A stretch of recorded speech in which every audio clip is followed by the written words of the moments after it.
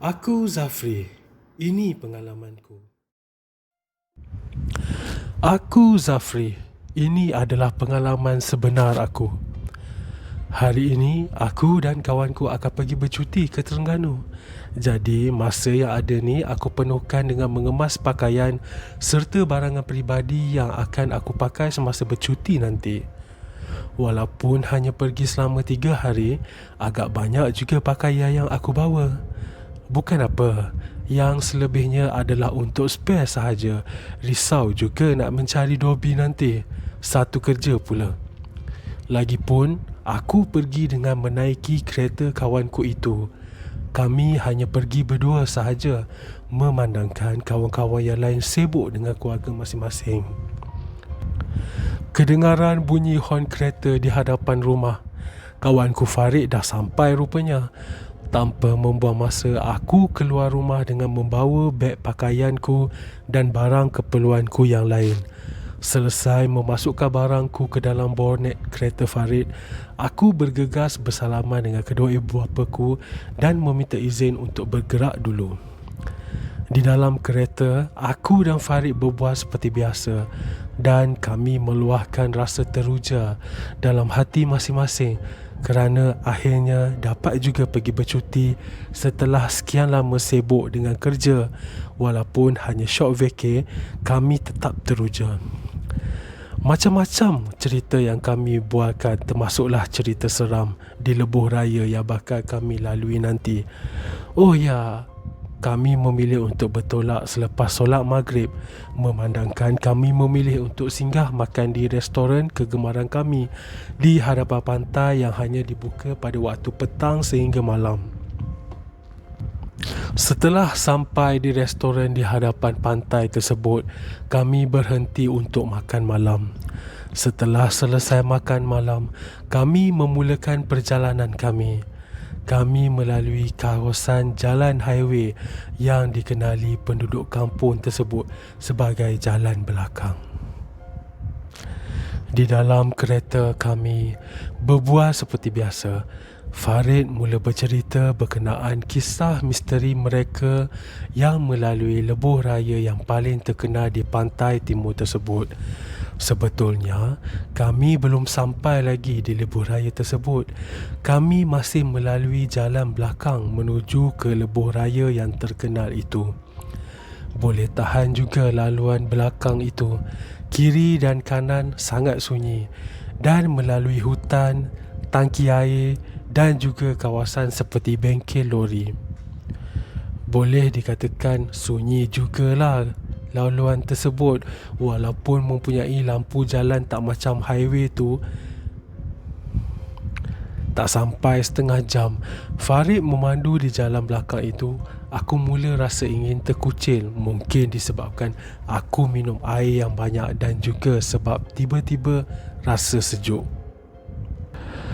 Aku menyuruh Farid berhenti di tepi jalan sebab aku tak dapat menahan rasa nak terkencing.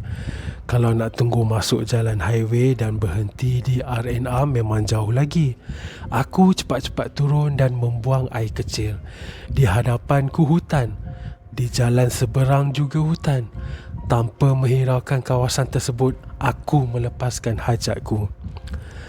Entah kenapa tiba-tiba aku merasakan pokok di hadapanku bergoyang.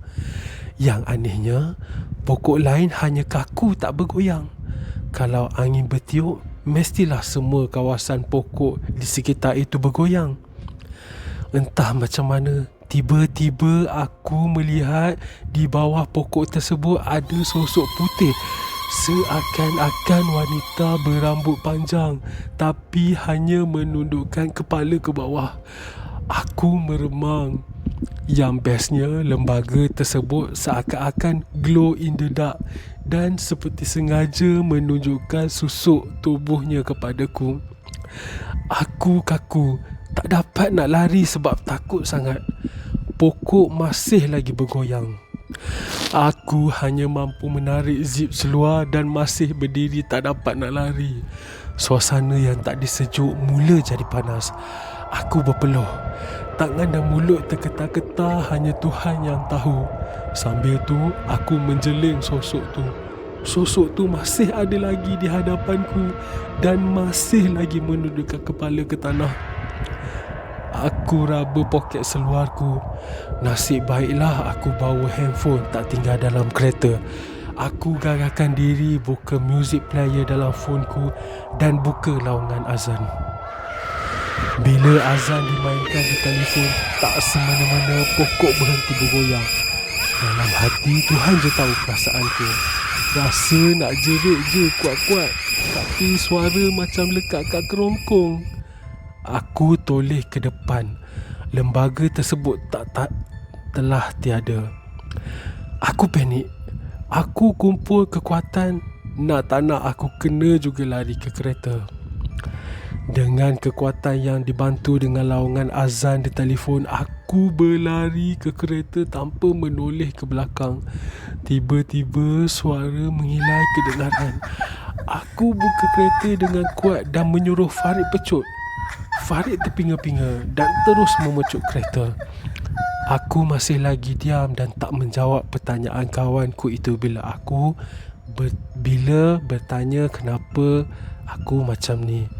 Kemudian aku cakap dengan Farid yang kita jangan berhenti di mana-mana, termasuklah R&R.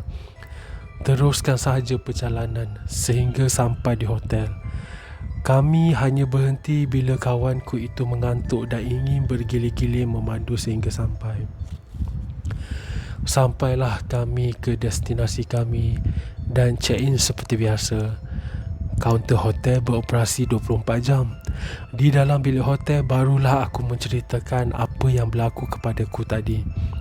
Farid hanya menelan air liur dan berkata, nasiblah dia tak tahu apa yang berlaku. Sebab kalau dia tahu apa yang berlaku, lagilah dia kecut perut nak drive kereta. Silap-silap hari bulan short vacay kami tu tak jadi. Aku ketawa dengan jawapan Farid. Itulah pengalamanku.